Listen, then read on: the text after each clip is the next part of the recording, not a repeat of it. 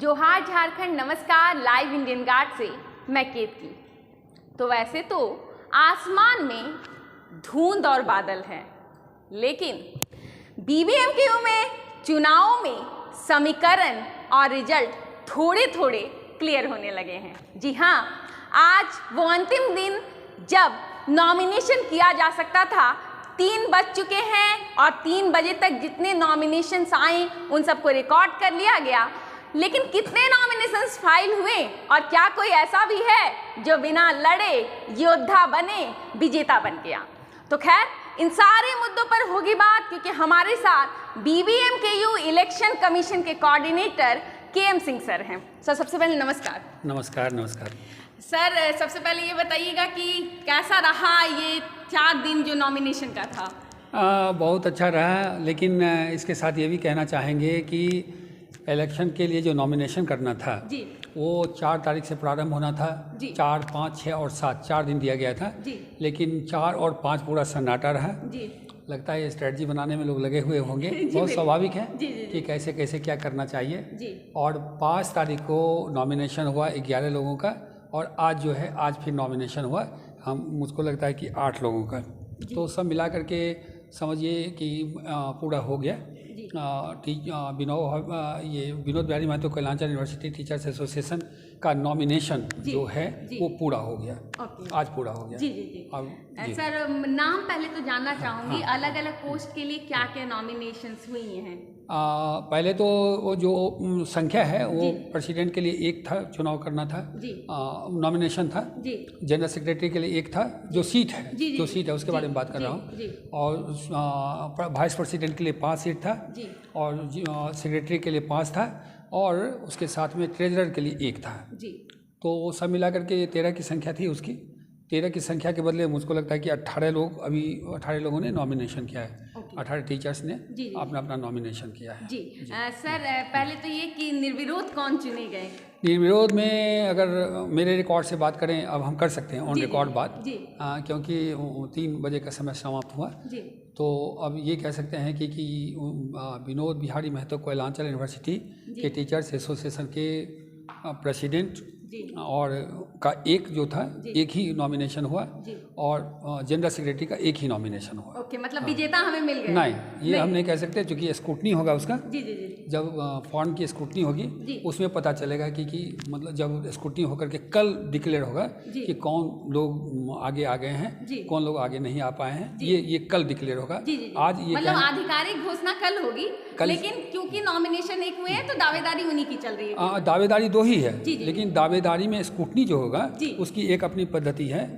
8 तारीख को नॉमिनेशन हमारे जो इलेक्शन कमीशन के लोग हैं वो सब बैठेंगे। जितने फॉर्म हमारे पास में 18 फॉर्म आए हैं, सारे फॉर्म की स्क्रूटनी की जाएगी। स्क्रूटनी के बाद ये तय किया जाएगा कि किन लोगों की दावेदारी है, किन लोगों की भागीदारी है। ओके।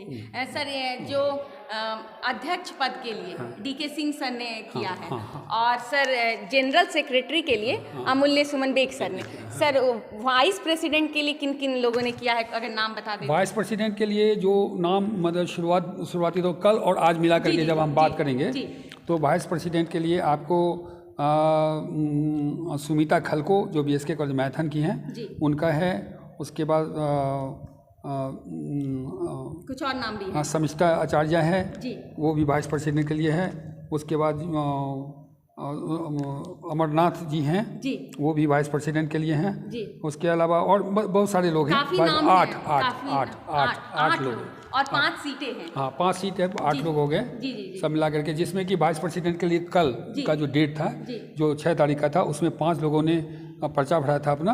और आज की तिथि में 3 लोगों ने भरा है। मतलब 5 सीटें हैं, 5 पर्चे कल ही भर लिए गए, और आज भी 3 भरे गए हैं। Vice president. और सर सेक्रेटरी के लिए कल भरे गए थे 3 पर्चा, और आज फिर 3, यानी 6 हो गया।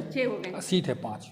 अच्छा, मतलब उस पे भी टक्कर रहेगी सर। और सर ट्रेजरर के पद के लिए? ट्रेजरर पद के लिए कल 1 नामांकन भरा गया था, और दूसरा नामांकन आज भरा गया है। अच्छा, तो सब मिला के 2 हो गया था। इस पर भी टक्कर है। जी। हाँ, सर, कल जो है विड्रॉल का दिन है, अगर कोई वापस लेना चाहे। कल 8 तारीख को विड्रॉल का दिन है, और हम लोग उसके बाद विड्रॉल जब पूरा हो जाएगा 3 बजे तक, उसके बाद जो है हम लोग उसके बारे में बात करेंगे।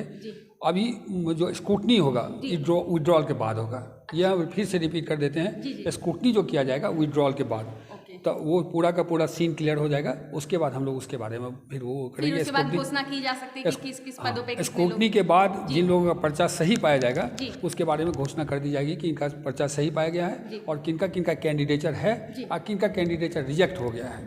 ये इस बारे में जब स्क्रूटनी होगा उसके बाद ही बात की जा सकेगी। ओके सर, एक चीज़ और जानना चाहूँगी, चुनाव को लेकर तैयारियां कैसी चल रही हैं, क्योंकि इलेक्शन कमीशन के ऊपर ये भी जिम्मेवारी है बूथ बनाने वगैरह को लेकर। नहीं, उसके लिए पूरी तैयारी की गई है। पहले भी बताया गया था कि यहाँ पर अगर इलेक्शन होता है, कॉन्टेस्ट होता है जिसकी संभावना बन रही है, अगर होता है कॉन्टेस्ट तो यहाँ पर पीजी डिपार्टमेंट में ही जो हमारा कैंपस है, यूनिवर्सिटी का कैंपस, उसी के एकेडमिक ब्लॉक में 3 बूथ बनाए जाएंगे। ठीक है, तीनों बूथ में हमारे जो वोटर लिस्ट के मुताबिक 173 प्रोफेसर्स हैं जिनको कि घोषित किया गया है कि आप वोट डाल सकते हैं। तो वो 173 के 173 आएंगे वोट डालने के लिए। उसके लिए पूरी व्यवस्था की गई है, सारी व्यवस्था उसकी हो गई है। हाँ, उसकी व्यवस्था पूरी हो गई है। सारी जो व्यवस्था होनी चाहिए, बूथ बनाने का काम, मतलब जितना भी जो काम है उसकी तैयारी हम लोग की कड़ी पूरी हो गई है।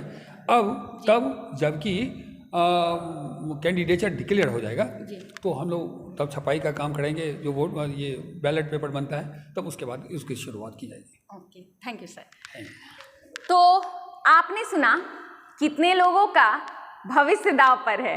वैसे दांव पर भविष्य कहा जा सकता है क्योंकि एज अ कैंडिडेट लड़ाई लड़ रहे हैं वो, लेकिन वो कई लोगों के भविष्य की कमान भी संभालने वाले हैं। तो खैर, मामला थोड़ा पेचीदा भी है और गर्म भी है।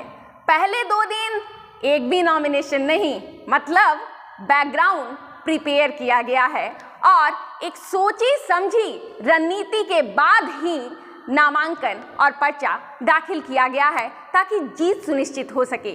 कोई रिस्क लेने की मुझे कोशिश इस बार नहीं दिख रही है। हालांकि 2 पोस्ट वाइस प्रेसिडेंट और सेक्रेटरी लेवल के लिए जो है कंटेस्ट, वाकई इलेक्शन कंटेस्ट किया जाना है, लेकिन हालांकि स्क्रूटनी की का वेट करेंगे हम और कल शाम तक तस्वीरें और क्लियर हो जाएंगी कि आखिर कौन होगा भाग्य विधाता।